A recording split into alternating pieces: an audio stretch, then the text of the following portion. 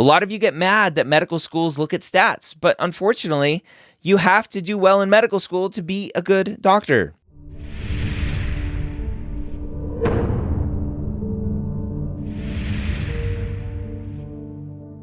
The Old Premeds Podcast, session number 296. Welcome to the Old Premeds Podcast. My name is Dr. Ryan Gray, your host here every week, where I take your questions directly from the non-traditional Premed discussion over at premedforms.com. If you haven't gone over there and signed up and created a free account yet, you should go do that right now. And before we go any further, I want to talk about the MCAT Minutes brought to you by Blueprint MCAT. If you haven't signed up for their free flashcards, go do that right now. It's part of their whole free account over at blueprintmcat.com, where you get access to 1,600 expertly crafted flashcards on a brand new spaced repetition platform. You get access to their first full length for free. You get access to a half-length diagnostic, their amazing study planner tool, and much more. Again, blueprintmcat.com. And as we're recording this here at the beginning of December 2021, the 2022 MCAT dates are out. They're open, at least the beginning half of the year. Go register if you haven't yet and start studying now. So our question today is kind of a heavy one, and one from actually many years ago that my team was able to dig up because it's a great question. And I've seen it happening more and more where students are struggling in postbacs and wondering what to do next. So our student says, "Hey everyone, so I haven't seen stories of people with a similar background as mine. I graduated from college in 2011 with a biology degree, good ECs, research, leadership, volunteer, shadowing, tutoring, TA, and jobs. Most of my ECs I was part of for over 2 to 3 years. I graduated from college with a cumulative GPA of 3 and a science GPA of 2.8. Good upward trend with upper level science classes. Immediately after graduation, I started a postbac program, a 1-year linkage program where students take graduate school and medical school classes. Unfortunately, this year was just a disaster for me, and I didn't make the contract, and I don't know what to do at this point. Are there people out there who have had similar experiences? And if there are, can you please share how you overcame it? The director of the program recommended me to continue and get the master's degree, but I don't like that option for various reasons. Any advice out there? I was hopefully thinking about returning to my undergraduate institution, take a series of more upper-level science classes for the coming academic year, fall and spring. My first MCAT score, which I took without good preparation, was, and this is the old scoring, was a 21, which is not a very good score at all, probably 490-ish maybe. Second attempt, better preparation while in the postbac program and waiting for the score. So here is the ultimate question.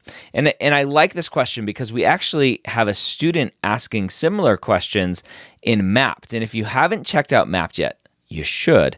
mappd.com. You can add on chat advising to Mapped where you can interact with our advisors. And a student, the reason I know about this is a student recently asked this question in chat advising, and we as a team were discussing what are the next steps for this person. So it's very similar to this.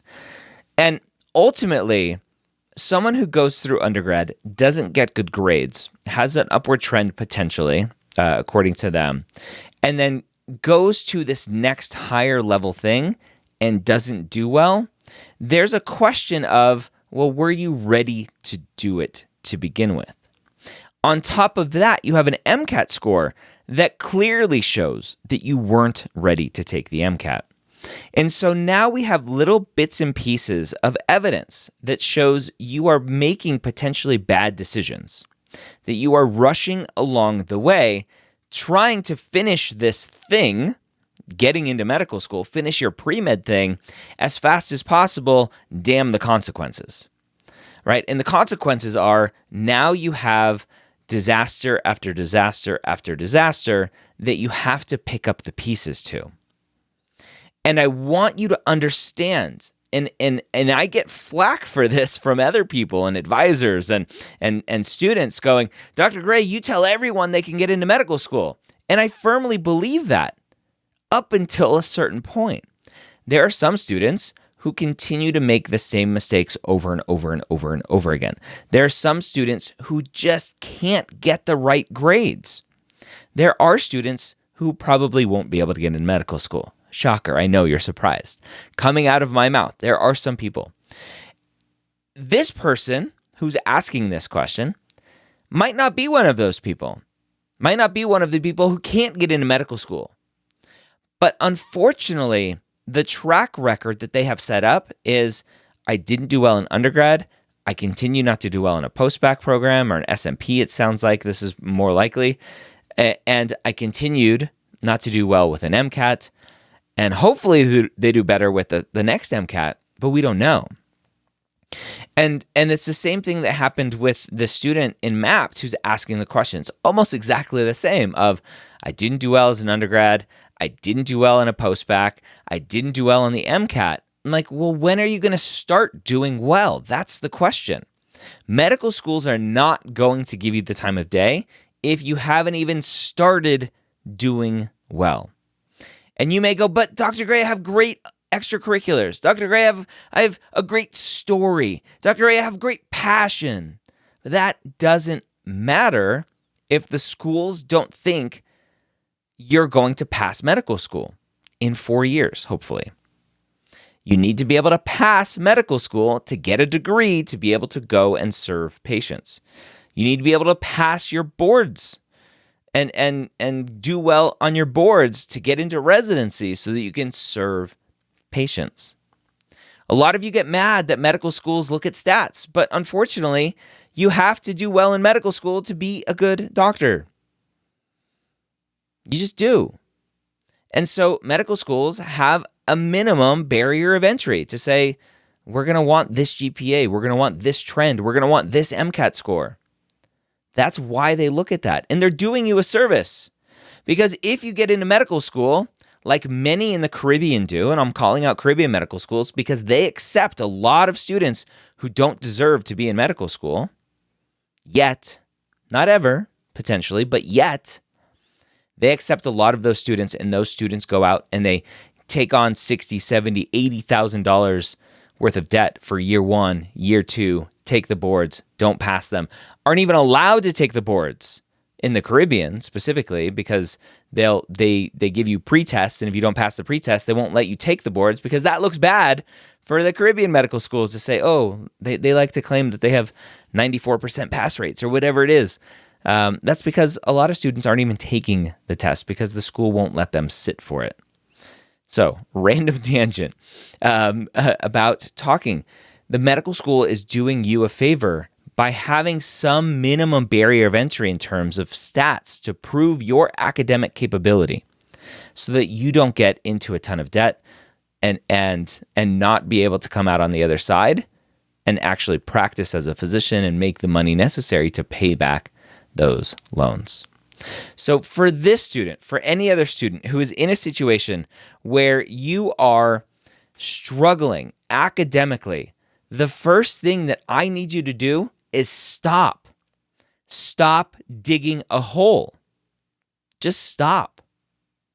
You need to figure out why you're struggling. And you might say, well, in this part of my life, my brother was addicted to whatever, and so I was taking care of them. And then in this part of my life, my father was addicted to something, and I had to take care of him. And in this part of my life, right, you may be a person, we all know these people, who just attracted drama for some reason. There's just, life just happens to just continue to throw mud in your face and continue to knock you down. And for that person, stop. Just stop and figure out what you can do and how you can set up barriers in your life and rules around your life to say, I love you, family. I love you, friends, but this is me. This is for me right now, right here. I need to study. I need to do well in school. You need to take care of yourself. And I know with different family dynamics and different cultures and everything else, that could be blasphemous. And so your options are, do you stick with your family dynamics and culture and not become a physician? Or do you stand up for yourself potentially and maybe piss off some people, but you're able to then set up those dynamics and that structure that allows you to have the bandwidth to do well in school to finally get in to medical school. Which one would you prefer? Which one ultimately supports your family or your friends or whoever else in that situation? I'll let you answer that. So, a failed SMP or failed postbac doesn't necessarily scream doom. I had a student, Chad, on the Premed Years podcast many, many years ago, and he was a student in undergrad who struggled in undergrad. He struggled in a postbac program. He was rejected from Caribbean medical schools. And he finally figured out, look, I worked through undergrad to support a family. I worked through a postbac to support a family. I'm going to make my family sacrifice. They're going to allow themselves to sacrifice to give me the bandwidth so I don't have to work. And I'm going to go do an SMP. It's my last ditch effort. I'm going to do an SMP. I'm not going to work. I'm going to focus on school. And guess what? He's a good student. He just never had the bandwidth to be able to be a good student. And he got into medical school, and now he's in a surgical residency. And he's doing well. So there are options out there. And that's Chad. That's from episode 230 of the Premed Years. If you go to premedyears.com/230, if you want to listen to Chad's story and his journey. So you can fail a postbac. You have an SMP. You can fail an SMP. You still have a postbac that you can potentially rely on. But at some point along the way, you have to stop digging a hole and you have to reflect what is causing you to continue to struggle. Maybe the answer is you're just not smart enough, but that's usually not the answer. Usually it's something externally or internally causing you and holding you, causing you to hold back for something. So I will end there. I hope this was helpful. At the end of the day, it's never over until you say it's over. Have a great week. We'll see you next time here on the Old Premeds Podcast.